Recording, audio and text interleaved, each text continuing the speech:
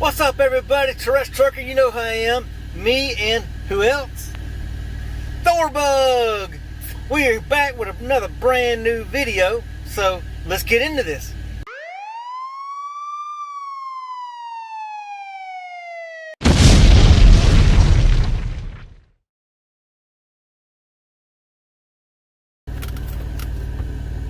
Alright, everybody, I'm back.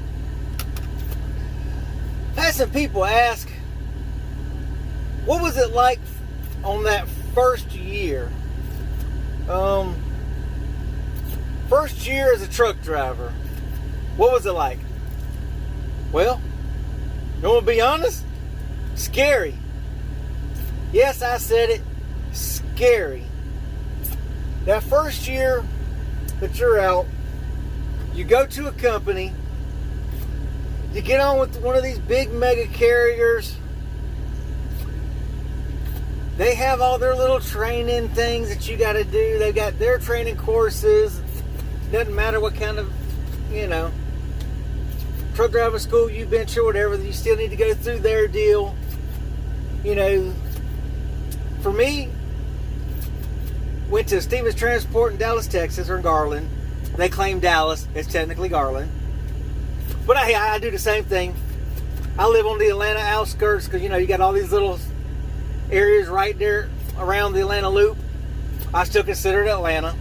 I mean, I'm only like freaking 12 miles from downtown Atlanta, so I consider it Atlanta. Technically it's not. So I get Stevens Transport, but I digress. Well, you go there, you got your test. They actually paid for a bus ticket. I lived in Brunswick, Georgia, down there, 30 miles from the Georgia-Florida line on the coast. They busted me out there. It was a 26-hour Greyhound bus ride out there.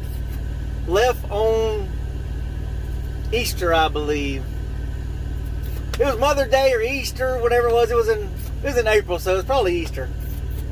Left that Saturday. Yeah, we left that Saturday, and then we didn't get there until freaking Sunday afternoon.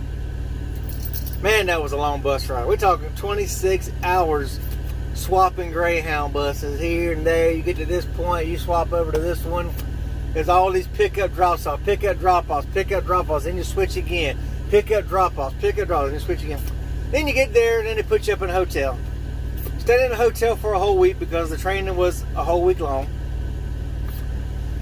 But, you're terrified. They got a van that comes picks everybody up because, they schedule these training classes all to start at the same time. So, the whole class is starting together. You got a whole brand new class of like 20, 30 people starting at the same time. So, that's with the mega carriers. Smaller companies, it ain't like that. Big mega carriers, when you start out, yes, that's how it is. So, you're in a hotel. Luckily, you got breakfast buffet at the hotel. You get something to eat. They don't give you anything that I remember at lunchtime, and I don't remember if they gave us anything for dinner or not, or we had to pay for dinner. I can't remember I think we had to come up with dinner. But, it is what it is, y'all.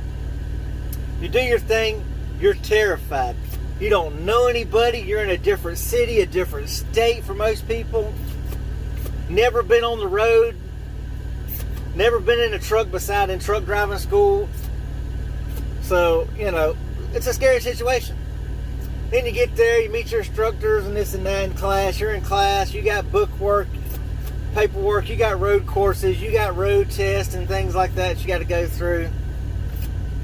Then they clear you to go and you go out there on that open road and you're terrified. Because until then, it's just truck driving school. It's a course where if you hit something, it's a cone, it's no big deal. Now you're literally out on the highway. Scary.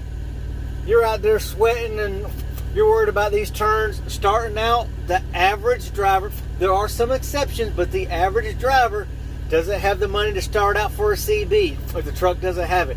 Doesn't have the money to start out with a refrigerator or a microwave in the truck if it doesn't have it. Doesn't have the money for a GPS if it doesn't have it. So, like in my other videos, I tell you, get an atlas. Get a road atlas. I will show you. For those who aren't familiar, Road Atlas, look at where I got mine, loves, every truck stop sells them, a big giant. And as you can see, look at, here's my head. This is how big this Atlas is. This is a big Atlas. So you can see, has all the information you need. Tells you, you know, bridge heights and all these road restrictions, width restrictions on certain roads. Now granted, it's not going to have all your city streets, but your main highways and county, big state roads and things like that, they're going to be on the Atlas. And they're going to tell you if it's restricted or not. Anything that's highlighted in yellow or orange, use it. It is truck approved if it is highlighted. But look in the front of the book.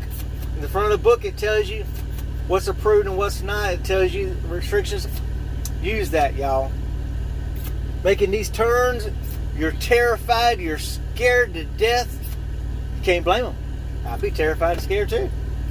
So, you know, that first year as a rookie, it's scary. Listen to people. If you have someone who's been there driving longer, listen to them. Any advice they want to give you, listen. Don't think you're a super truck and you know it all. I've been out here for 17 years and I still listen to advice of other drivers. I still listen to their advice.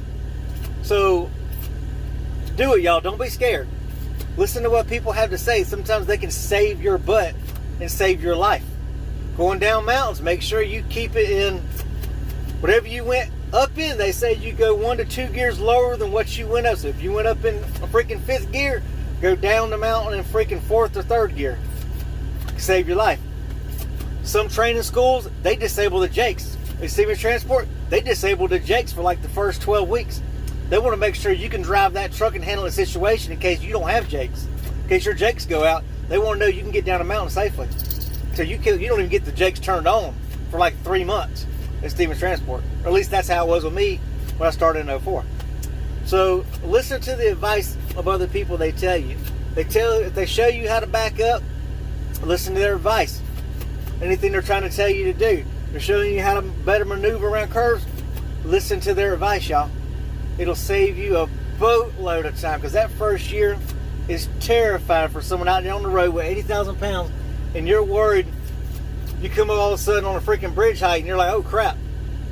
Another word of advice, read every single road sign you see. Your average car does not look at road signs. We have to look at road signs, because a lot of cars in construction sites, you'll notice, construction sites, you'll see trucks use left lane or trucks use right lane. Mainly because when they're working on the road and you see that extra little patch of asphalt on the right side of the road where they extended the road, they didn't put that as thick as the normal road. That's why they say trucks use left lane, because that's the side that's weighted for a truck. Right side isn't. That's just a thin piece of asphalt put there's a temporary patch while they're widening roads, and then it's going to be pulled back up. So don't let these cars that try to intimidate you honking.